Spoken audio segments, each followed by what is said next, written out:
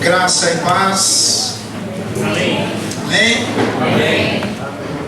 Antes de apresentar para alguns aqui a minha esposa, a minha amada esposa e o meu amado filho, eu tenho algumas palavras de agradecimento. Em primeiro lugar, eu agradeço a Deus pelo fato de ter sido escolhido para ser o seu mensageiro nesta data tão especial em que a Filadélfia está comemorando 40 anos de vida, 40 anos servindo ao Senhor. A Filadélfia faz parte da minha história. O meu primeiro ministério pastoral começou aqui nesta igreja. Foi aqui que eu encontrei a minha amada esposa, e foi aqui onde eu pude constituir família. Eu gostaria que a Carla ficasse de pé. A Carla nasceu nesta igreja. Eu tive o grande privilégio de conhecê-la. Discipulei, bem discipulado. Graças a Deus, nós constituímos família. Cadê meu filho Rafael? Isso, Rafa. O Rafa tem sido uma grande bênção para mim, para minha esposa e creio que para os demais irmãos. Deus abençoe, filho. Muito obrigado. Então, aqui eu constituí família. Aqui o Rafael nasceu. Amados irmãos, vocês fazem parte da minha história. Foi aqui que trabalhamos juntos pela causa do Evangelho, servindo ao Senhor, laborando e orando pelo nosso crescimento espiritual como Igreja de Cristo Jesus. Eu louvo ao Senhor pelos 40 anos de vida da Filadélfia. Louvo também ao Senhor pela vida de todos que atualmente fazem parte desta igreja local. Amém. Então, na pessoa do pastor Antônio Carlos, a sua família, louvo a Deus pelos líderes desta igreja local, o pastor Pedro e família, o Valquir Tadeu e família, diáconos. Eu gostaria de citá-los nominalmente, mas o tempo não permite. E louvo também a Deus pela vida de todos que por aqui passaram. O desejo do meu coração é que Deus continue abençoando ricamente a cada um de vocês, e que a Filadélfia prossiga nessa missão gloriosa de levar as boas novas do Evangelho até que Cristo venha. Amém. Então essa é a missão da igreja. Eu gostei, quando entrei aqui, eu vi o propósito desta igreja. E sintetizando, qual é a nossa missão como igreja? É simples: evangelizar o perdido e discipular o convertido. Essa é, em síntese, a nossa missão como igreja, como corpo de Cristo. Não adianta apenas ganharmos se nós não cumprirmos a segunda etapa da nossa missão, da nossa tarefa: ganhar e discipular. Parabéns, Filadélfia, pelos 40 anos de vida. Deus abençoe a todos vocês. a membros dessa igreja e aqueles também que não são membros, que a bênção do Senhor repouse sobre a vida de cada um dos meus amados e queridos irmãos. Então, aí de púlpito, recebam o nosso afetuoso abraço. Que Deus abençoe. Muito bem. Olha, confesso a vocês que foi difícil escolher o texto para nossas digressões e reflexões espirituais nesta noite. Então o tempo voltou e alguns brincaram comigo. Olha, Farias, cadê o Renato? O Renato me apresentou aqui. Esse é o pastor Farias, ele pregou nessa igreja no século passado. É verdade, tá, Renato? É verdade. Então eu escolhi com muito carinho, com afeto, e gostaria do fundo do meu coração que Deus assim abrisse os nossos olhos para que contemplemos além da mera letra deste texto, mas que possamos mergulhar, formatar o nosso pensamento aqui, a palavra de Deus, as Sagradas Escrituras. Romanos capítulo 8, esse foi o texto que o Senhor me deu. Romanos capítulo 8, eu gostaria de ler a partir do versículo 28. Mesmo assentados, faremos a leitura aqui deste texto. Abra aí a sua Bíblia e, por gentileza, mantenha a palavra de Deus aberta até o fim, de preferência, início, meio e fim. Romanos capítulo 8, a partir do versículo 28. A palavra do Senhor nos diz: sabemos que todas as coisas cooperam para o bem daqueles que amam a Deus, daqueles que são chamados segundo o seu propósito, ou segundo o seu plano. Porquanto aos que de antemão conheceu, também os predestinou para serem conformes à imagem de seu Filho, Cristo Jesus, a fim de que ele seja o primogênito entre muitos irmãos.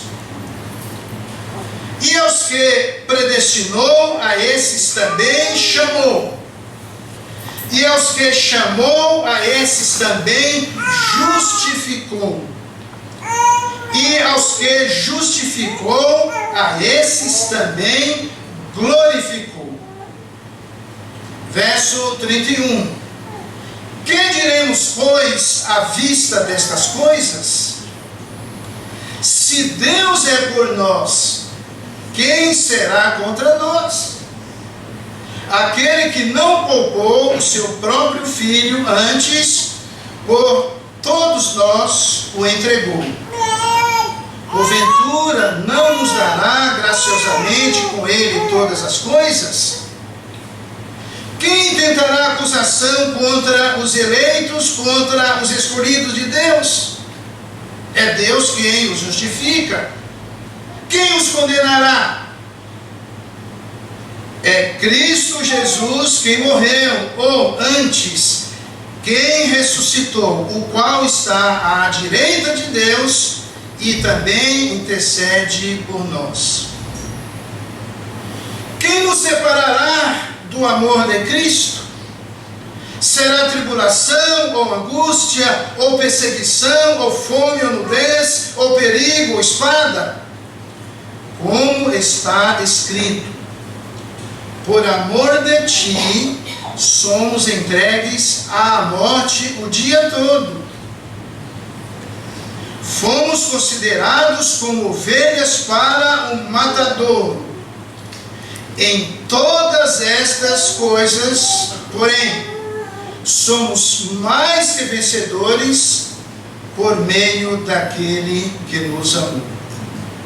Porque eu estou bem certo de que nem a morte, nem a vida, nem os anjos, nem os principados, nem as coisas do presente, nem do porvir, nem os poderes, nem a altura, nem a profundidade, nem qualquer outra criatura poderá separar-nos do amor de Deus que está em Cristo Jesus, nosso Senhor. Amém? Oração nunca é demais. Eu gostaria de chamar a minha esposa aqui para que pudesse orar mais uma vez por mim, para que Deus fale aos nossos corações. Se quiser ir, pode. Querido Deus, queremos mais uma vez te agradecer, Senhor, por estarmos aqui, pelo Senhor ter nos trazido até aqui hoje. Muito obrigada, meu Deus. Abençoa essa igreja, abençoa cada um dos membros, dos congregados, dos visitantes que estão aqui. O Senhor esteja abençoando a todos, meu Deus. E abençoa especialmente meu esposo na pregação da tua palavra. Que o teu Espírito, Senhor, esteja mesmo falando através dele para todos nós hoje. Que o Senhor esteja cuidando dele, meu Deus, e o abençoando, e que ele possa falar exatamente tudo que o Senhor tem para nós hoje. Em nome de Jesus, amém. Eu gostaria de iniciar a mensagem fazendo uma citação que me abençoou bastante. E essa citação, ela está relacionada à nossa proposição. Esse aqui é o nosso tema. Tudo que eu gostaria de falar para vocês está nessa sinopse, está sintetizado aqui. O plano divino para a eleição e a reprovação foi estabelecido na eternidade passada e consumado em Cristo Jesus, no transcorrer ou aqui na arena da nossa história. Qual é o pensamento que está ligado à nossa proposição? O pensamento de João Calvino, 1509 a 1564. Ele disse assim, nesse pensamento: Todo-Poderoso Deus, é teu julgamento que nos faz cair e nos faz erguer do chão. Faze-nos ser conscientes de nossa fraqueza. Ensina-nos a procurar descanso em Ti e a depender unicamente da Tua graça.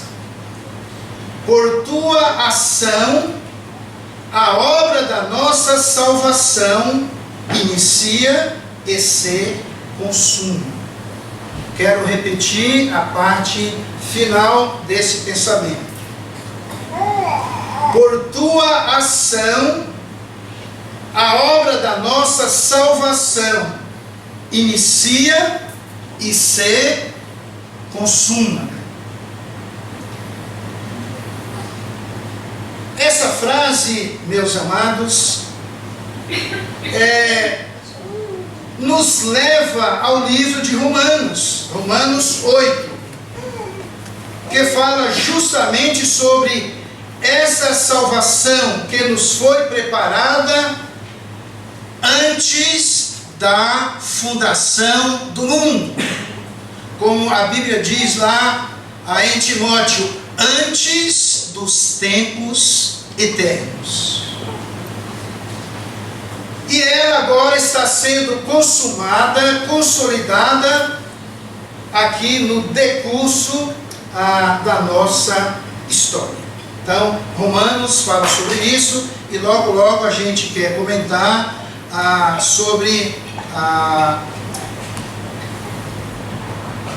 alguns versículos aqui do texto que reportam justamente sobre isso. Um pouquinho de informação, obrigado, meu querido.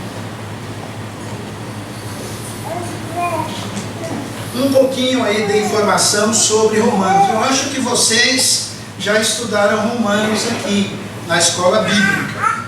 É um livro riquíssimo. Então, algumas rápidas informações. Romanos é um livro riquíssimo, é um compêndio teológico. Nele encontramos a sistematização de diversas doutrinas, especialmente as doutrinas fundamentais da nossa fé.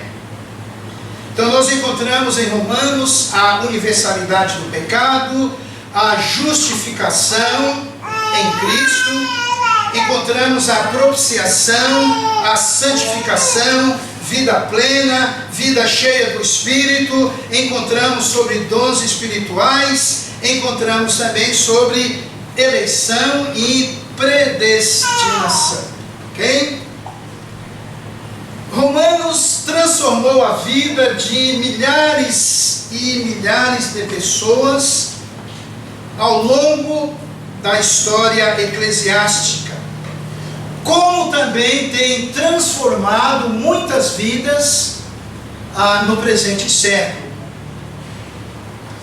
Eu vou elencar aqui alguns nomes rapidamente. Exemplo, Agostinho foi transformado pela leitura do livro de Romanos, especialmente capítulo 13, versículos 13 e 14.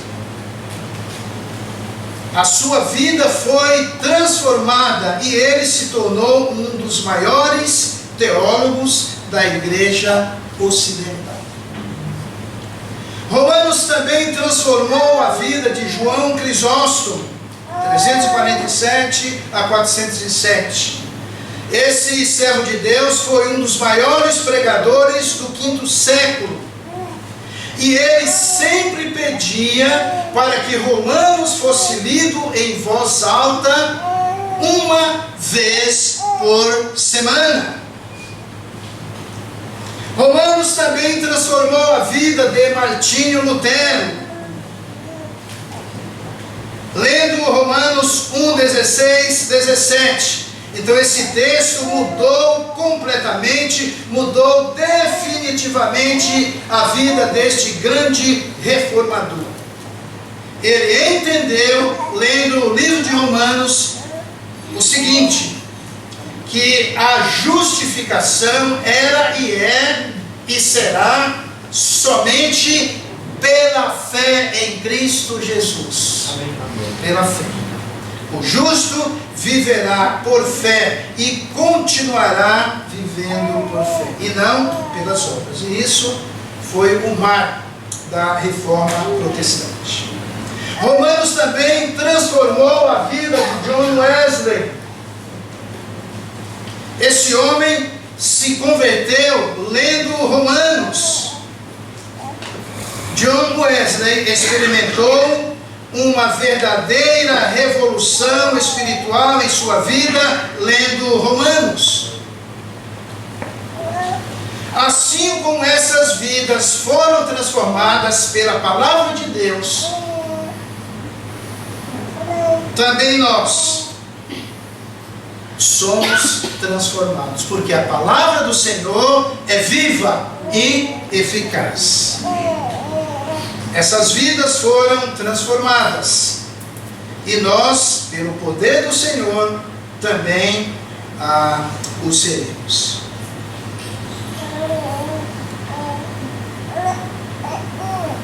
Capítulos 1 a 3 de Romanos, nós encontramos condenação. Capítulos 4 e 5, justificação. Capítulos 6, 7 e 8, santificação. Romanos 9 a 11, vocação. E 12 a 16, aplicação e conclusão. Tema de Romanos é a justiça de Deus mediante a fé.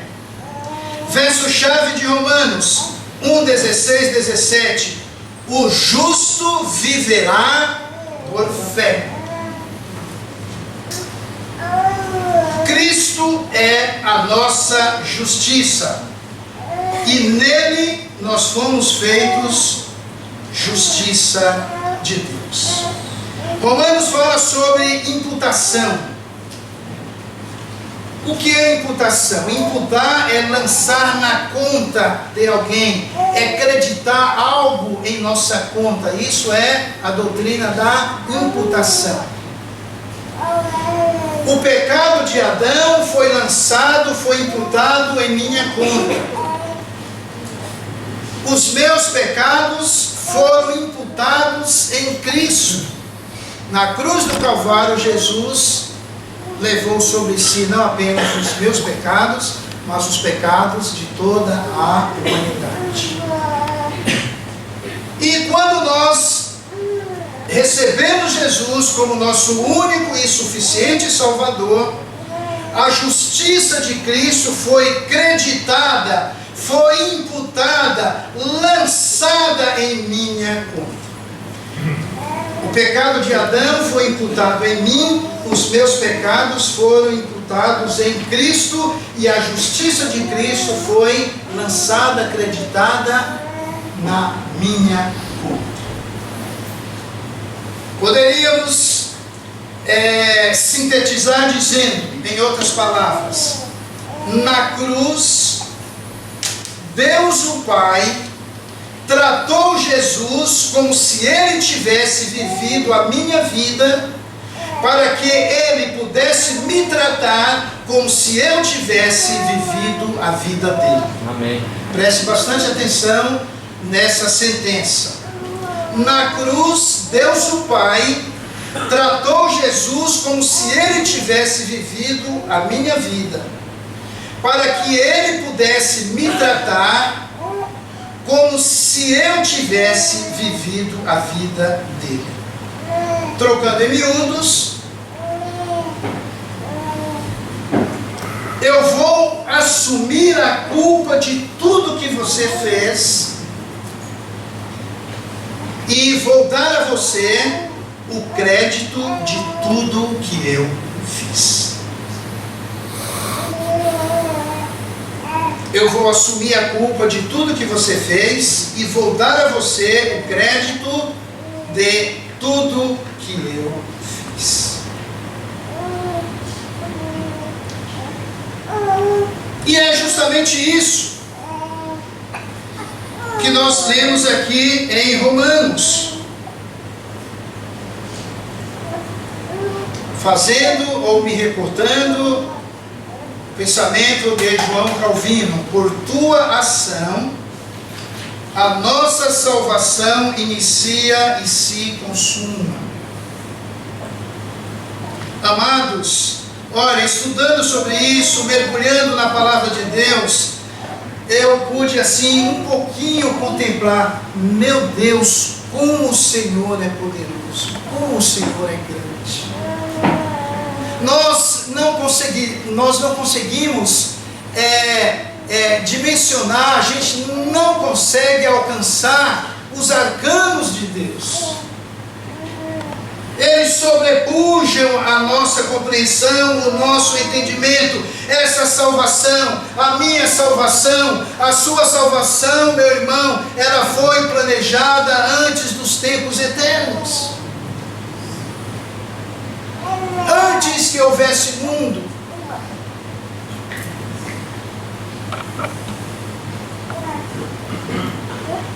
E a palavra do Senhor nos ensina que aquilo que Deus determinou lá na eternidade passada não se pode mudar. Decreto de Deus, determinação de Deus, plano divino, determinado desígnio de Deus não se muda, é imutável, é inalterável, é sem arrependimento. Aquilo que Deus planejou concernente a mim e a você, lá na eternidade passada, está sendo consumado agora no decorrer dos anos, dos séculos. E esse plano de Deus é tão perfeito que que ele não necessita de retoques. O plano de Deus não necessita de ajustes. Não se altera aquilo que Deus já determinou. Tendo isso em mente, podemos afirmar com absoluta certeza, porque a palavra nos ensina isso. O plano divino para eleição e reprovação foi estabelecido na eternidade passada, antes que houvesse mundo, e consumado em Cristo Jesus aqui no decurso, no transcorrer da nossa história. Eu vou correr porque o tempo é exíguo e a matéria é longa. Conhecendo um pouquinho esse plano,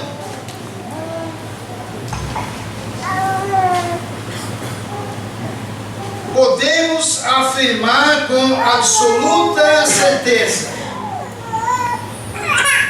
que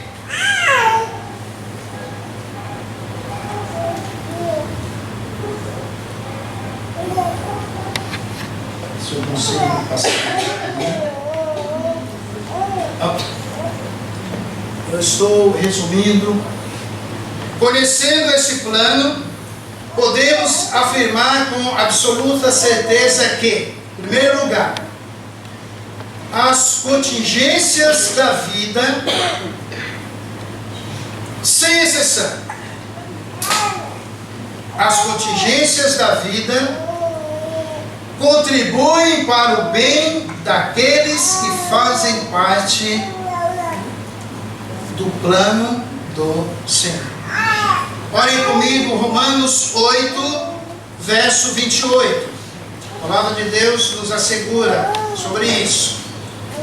Sabemos que todas as coisas cooperam para o bem daqueles que amam a Deus, daqueles que são chamados segundo o seu propósito.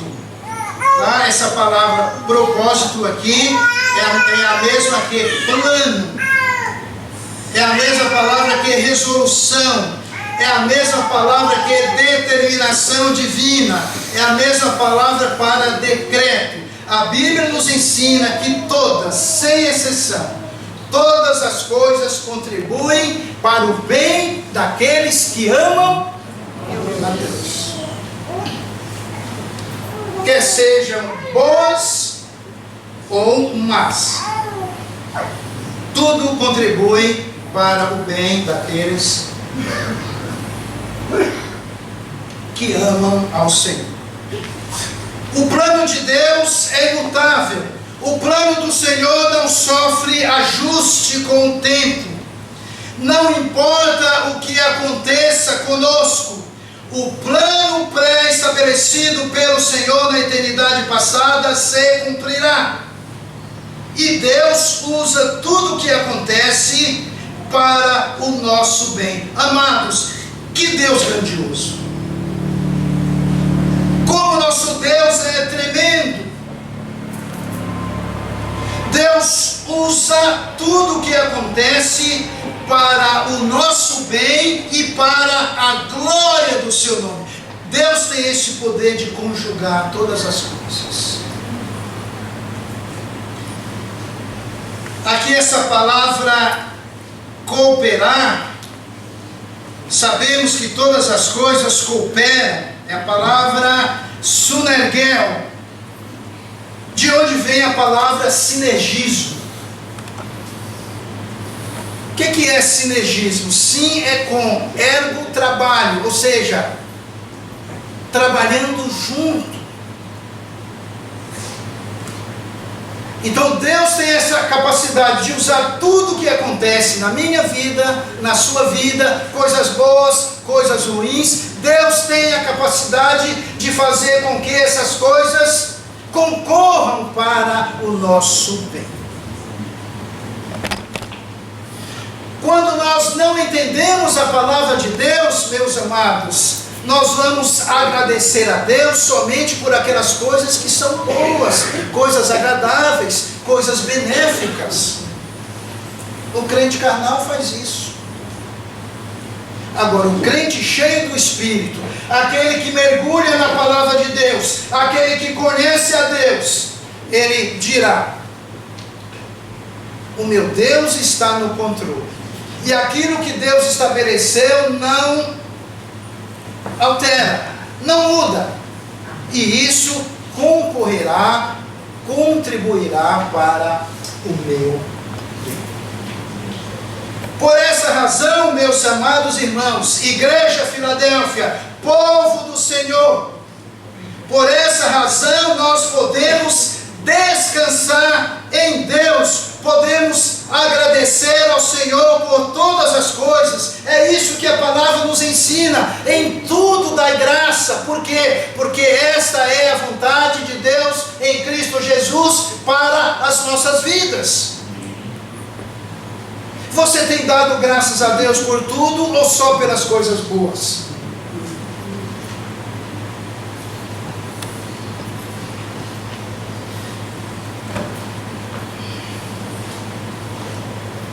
Por isso, eu preciso agradecer a Deus pelo sim, e preciso também agradecer a Deus pelo não. Lembra de José? Lá em Gênesis 50:20, José disse assim para os seus irmãos: vocês, na verdade, intentaram ou planejaram mal contra mim, porém Deus o tornou em bem, para fazer como estão vendo agora, que se conserve a vida de muita gente. E aí ele continua, Gênesis 46:8, ele diz assim: assim não foram vocês que me enviaram para cá, para o Egito, e sim Deus. Deus que fez de mim como que um pai de Faraó e senhor de toda a sua casa, e como governador em toda a terra do Egito. Uma observação: no plano de Deus, o mal não vira bem, mas Deus tem a capacidade de usar, de permitir aquilo ruim para concorrer para o nosso bem. No plano de Deus, o mal não vira bem, mas Deus permite o mal para o nosso bem. Deus permite o mal para propósitos benéficos em nossas vidas.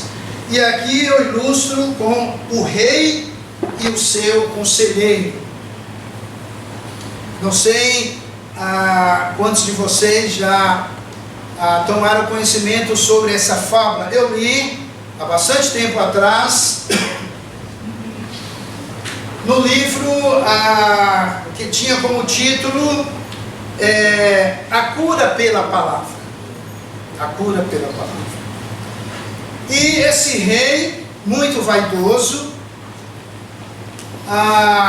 tudo que ele iria fazer, ele pedia orientação ao seu conselheiro, um homem muito temente ao Senhor. E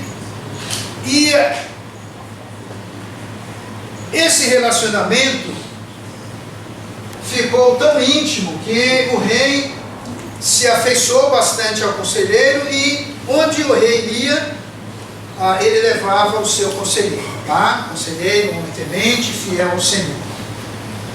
Certa vez o rei saiu para caçar e levou o seu conselheiro. Esse rei gostava bastante de caçar. Num determinado momento, esse rei viu uma determinada caça, pegou o seu instrumento, mirou, e quando apertou o gatilho, aquela arma explodiu e feriu um dos dedos do rei. Ele perdeu um dos dedos. Como aquele rei era vaidoso, ele ficou extremamente chateado, aborrecido, ficou indignado e perguntou para o seu conselheiro: mas por que isso aconteceu comigo? Aí o conselheiro disse: olha, majestade, isso é para o seu bem. Mas para quê?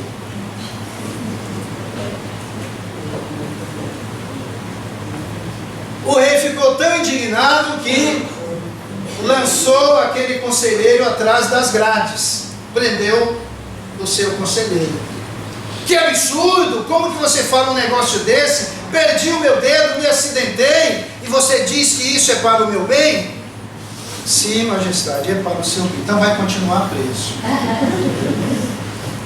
Muito bem, o tempo passou, o rei se recuperou. E como ele gostava de caçar, dessa vez ele foi sem o conselheiro, foi caçar. E o rei se empolgou bastante, se afastou bastante, e esse rei foi aprisionado por um grupo selvagem, uma tribo canibal.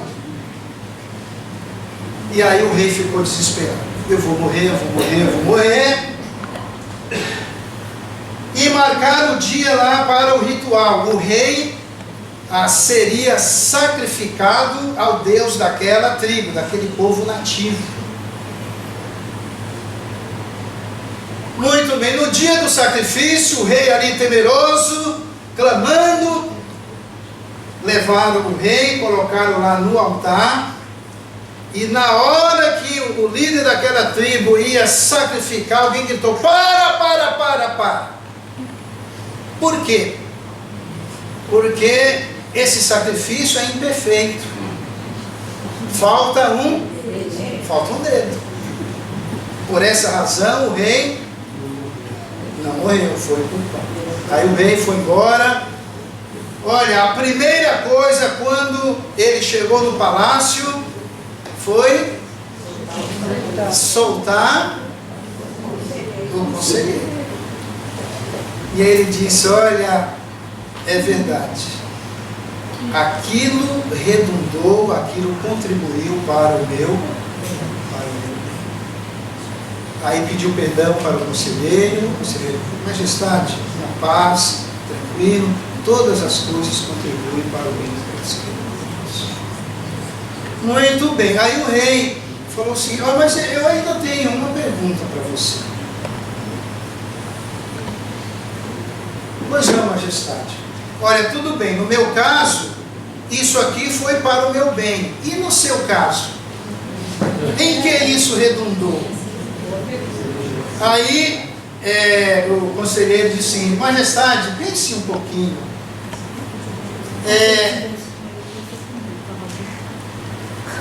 Quem era que estaria com o senhor caçando? Aí o rei falou: você. Então, se eu estivesse lá no seu lugar, iria. E é verdade. Essa fábula nos ensina verdades espirituais. Mesmo, meu querido, sem entender, creia. Andar em obediência por fé. Creia que aquilo redundará, contribuirá para o nosso tempo. O tempo é fugaz, eu vou correr. Em segundo lugar, conhecendo esse plano majestoso, conhecendo esse plano maravilhoso do Senhor, podemos afirmar com 100% de certeza que as contingências da vida jamais podem alterar a cadeia eletiva estabelecida no plano do Senhor. E isso é confirmado em Romanos 8, 29 e 30. Quem gosta de homilética aí, pastor Pedro? Está aí, pastor Pedro. Daniel Carlos, cadê o Daniel Carlos? Isso aí. Romanos 8, acompanhem comigo. Nada poderá quebrar essa cadeia eletiva estabelecida lá na eternidade passada, no plano perfeito do Senhor. Romanos 8, 29 e 30. Porquanto aos que de antemão conheceram, é o conhecimento antecipado, aqui é o prognóstico, tá? Conhecimento prévio, de onde vem a palavra presciência. Antes, ciência, conhecimento. Presciência, conhecimento antecipado. Porquanto aos que de antemão conheceu, lá na eternidade passada, antes que houvesse mundo, também os predestinou para serem conformes à imagem de seu Filho, a fim de que ele seja o primogênito entre muitos irmãos. E aos que chamou, a esses também justificou. E aos que justificou, a esses também glorificou. Então aqui nós temos essa cadeia eletiva, tá? Conheceu, conheceu, predestinou, tá? Predestinou, conheceu, predestinou, chamou, justificou e glorificou. Normalmente quando eu falo sobre segurança da salvação, eu ensino isso aqui. Decreto não se muda. Decreto de Deus é imutável. Decreto de Deus não se altera. Decreto de Deus, plano de Deus, não precisa de retoque. Aquilo que Deus estabeleceu concernente a mim e a você está se cumprindo, se cumprirá aqui no tempo e no espaço, e ninguém, nada e ninguém pode alterar. Ok? O John Stott chama essa cadeia eletiva de os 5 elos inquebráveis. 5 elos inquebráveis. O Senhor nos conheceu, nós fomos predestinados lá na eternidade passada, fomos chamados mediante o Evangelho, fomos justificados em Cristo e por Cristo, e aqui a palavra de Deus coloca, tá, nesse último elo, tá? Conheceu, predestinou, chamou, justificou. Isso aqui, ó, essas 4 coisas já aconteceram. Mas Deus coloca essa última aqui como se algo já estivesse acontecido conosco. O verbo está no passado. Glorificou. Então, meus queridos, nada, absolutamente nada, pode alterar aquilo que Deus estabeleceu, Deus determinou com relação a mim e a você. Por isso nós podemos o que? Descansar no Senhor. Isso nos dá segurança. Estão se falando agora, não é? O setembro amarelo.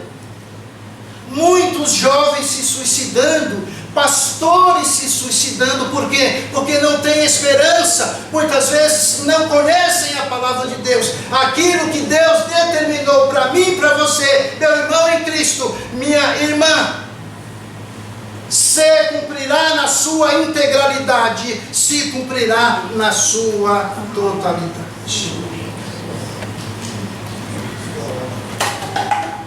E em último lugar, a gente finaliza aqui, conhecendo mais sobre esse plano do Senhor, podemos afirmar com absoluta segurança que as contingências e os perigos desta vida são incapazes de nos separar do amor do Senhor. Amém. E onde isso está escrito? Aqui em Romanos 8, 35 a 39. Que diremos, pois, diante destas coisas? Se Deus é por nós, quem será contra nós? Em todas estas coisas, verso 37, porém somos mais que vencedores por meio daquele que nos amou. Aí o apóstolo diz o seguinte: Olha, eu não estou confuso acerca dessas coisas. Eu estou bem certo, eu estou convicto de que nem a morte, nem a vida, nem os anjos, nem os principados, nem as potestades, nem coisas do presente, nem do porvir, nem poderes, nem altura, nem profundidade, nem qualquer outra criatura, nada e ninguém poderá separar-nos do amor de Deus que está em Cristo Jesus, nosso Senhor. Amém. Amados, alguém tem a NVT? Leia o verso 8:31. Eu tenho aqui, mas eu gostaria que alguém lesse para mim na NVT, nova versão transformadora. Alguém tem? Senão eu faço a leitura. Joana tem? Por favor, Joana.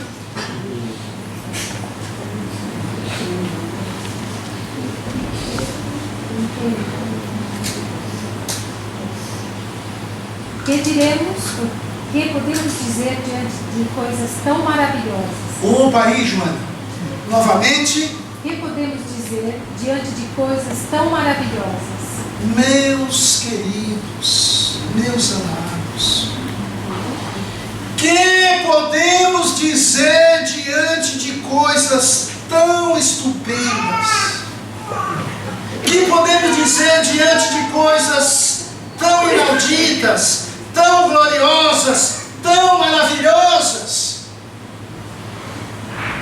Olha, estudando isso, mergulhando um pouquinho, eu confesso a vocês que eu fiquei extasiado. Eu falei, meu Deus, como o Senhor é perfeito, como o Senhor é grande, como o Senhor é maravilhoso. Pai, às vezes eu me preocupo à toa, desnecessariamente. Nós temos um Deus maravilhoso, que cuida de nós, que conhece o nosso nome, que nos conhece desde a eternidade.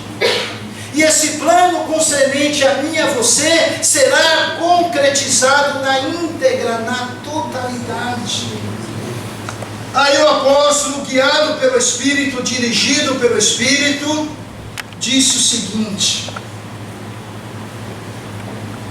o que podemos dizer diante de coisas tão maravilhosas? Me faltam palavras, meus irmãos. Concluindo,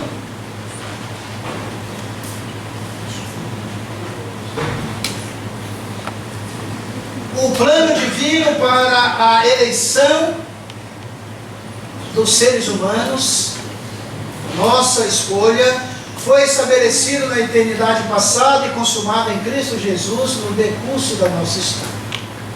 Conhecendo esse plano, posso afirmar que, 2 pontos. Primeiro, as contingências da vida contribuem para o bem daqueles que fazem parte do plano, daqueles que amam ao Senhor.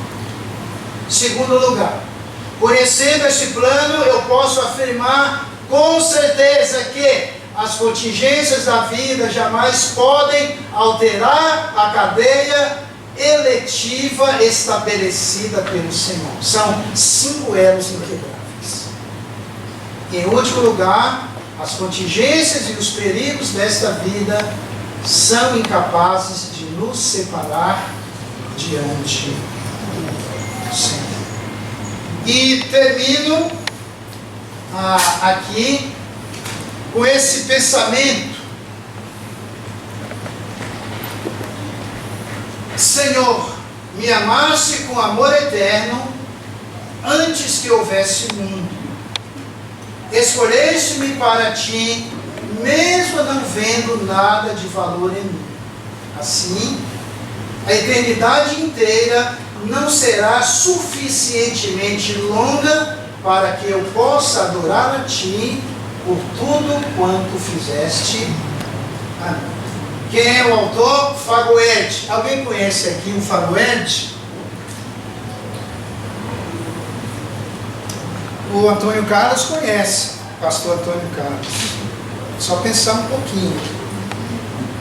O Antônio Carlos apresentou o Fagoed aqui.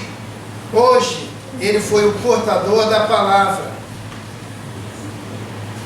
Então vamos raciocinar um pouquinho. Fagoete. Farias Gonçalves Eduardo. Ok? Deus abençoe.